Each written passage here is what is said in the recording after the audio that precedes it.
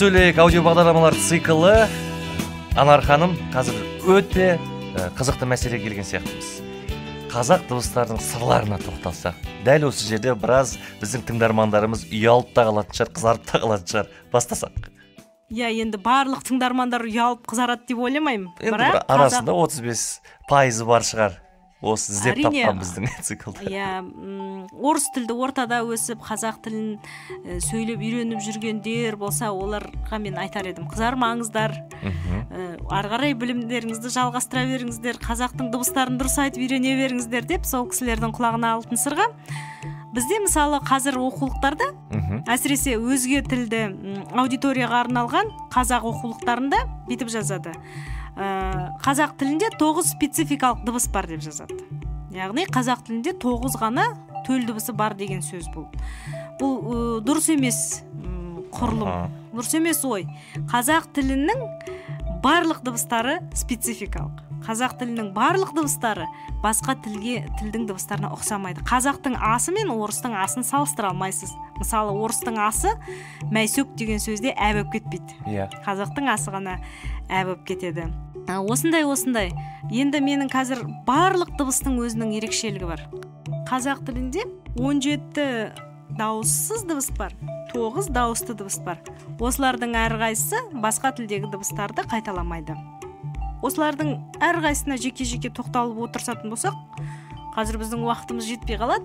Сондықтан мен қазіргі кездегі жастардың тілінде дұрыс айтылмай жүрген кейбіреулеріне ғана тоқталсам. Әсіресе ауызша сөзді біздің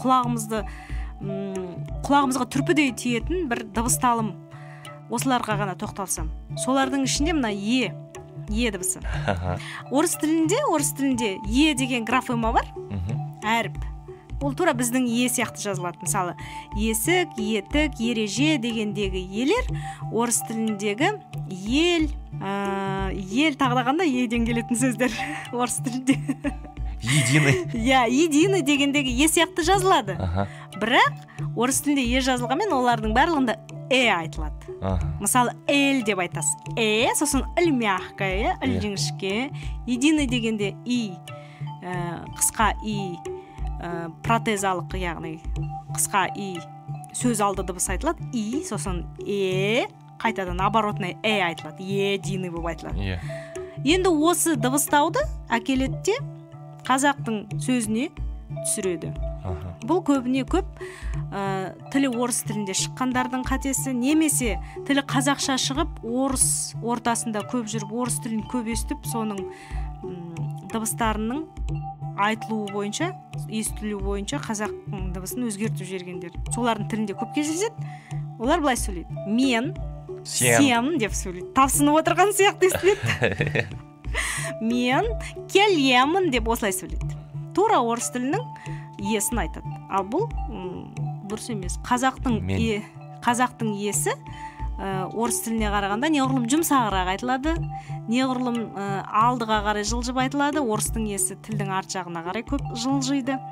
Осындай біздің тіліміздің әрбір дыбысының осындай өзінің сыры бар. Енді бұл оқулықты қалай жоюға болады? Мысалы, мен, сен деп сөйлейтіндерге қазақ қазақ тілінде кітаптар көп оқу керек па? Әлде солай кете ме?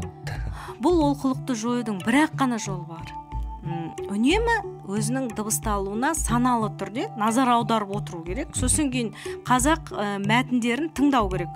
Енді аудирование дейді, орысша айтқан кезде тыңдалым процесі өте күшті әсер етеді. Дыбыстарды дұрыс айтуға тыңдалымнан артық әсер ететін процесс жоқ.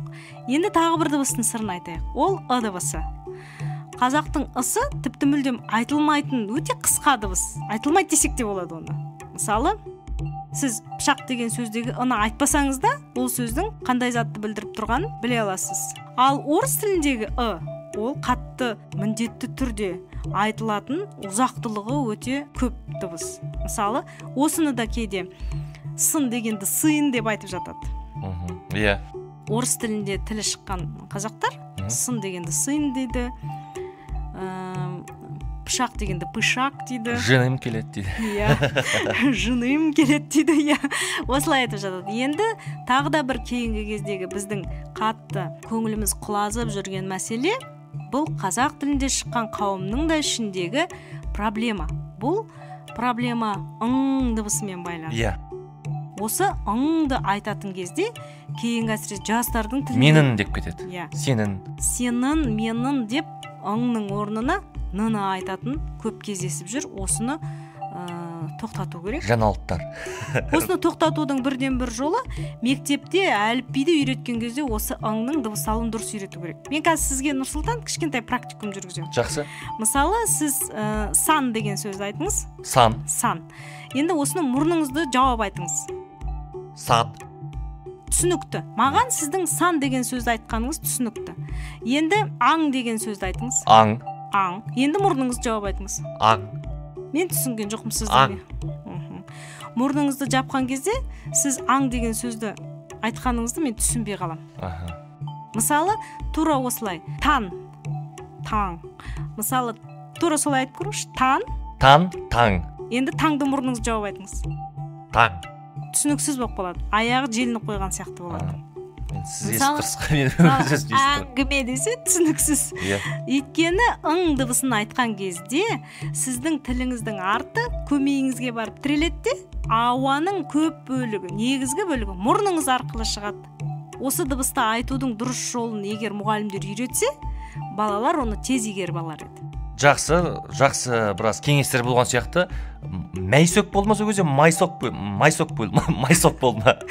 Майсөк деп айтамыз. Майсөк деп айтамыз. Жазғанда майсөк деп жазамыз. Рахмет Анархан. Вики білім қоғамдық қоры. Қазақстан Республикасының Мәдениет және спорт министрлігі тілдерді дамыту және қоғамдық саяси жұмыс комитеті тапсырысы бойынша дайындалған. Алматы қаласы 2015 жыл.